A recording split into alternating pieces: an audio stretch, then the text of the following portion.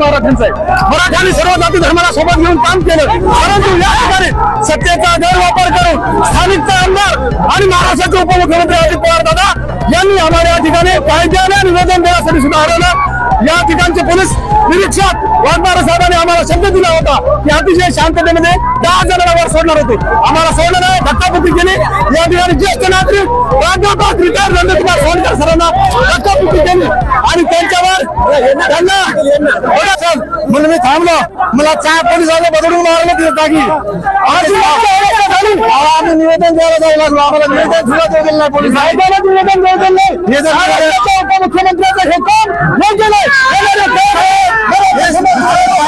छत्रपती शिवाजी महाराजांच्या पुतळ्यापाशी सगळे सविस्तर सांगितलं होतं 10 लोकांना रेल्वे जाण्या दादाला बोलण्यासाठी जायचं होतं, पण जे 10 लोक ते समोर गेले त्यांना सुद्धा समजा ट्रेकामध्ये जसा कोंबड्या दोघा जणांना सुद्धा हे केलं। मी काम आहे तसंच आमचाही जीव आहे, आम्ही या महाराष्ट्राचे भारताचे नागरिक आहोत, आमचं संरक्षण करणं त्यांचं काम होतं। बाबासाहेब आंबेडकरांनी जो कायदा आणला, कायद्याच्या नियमात बसून आम्ही आमची मागणी सविस्तर घेऊन जात होतो आणि वाघमारे साहेब पोलीस निरीक्षक यांनी आम्हाला शब्द दिला की सविस्तर सोडतो तुम्हाला शांततेत। आम्ही कुठल्याही घोषणाबाजी केली नाही, कुणालाही धक्काबुक्की केली नाही, आमच्यावर लाठीचार्ज झाला।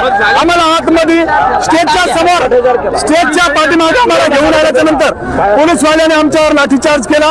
काही दादा अजितदादांचे कार्यकर्ते होते। आता आमचं म्हणणं एवढंच आहे की जरांगे पाटलांना आपण जो शब्द दिला होता अधिसूचना त्याचं काय झालं, काम कुठं झालं, यासाठी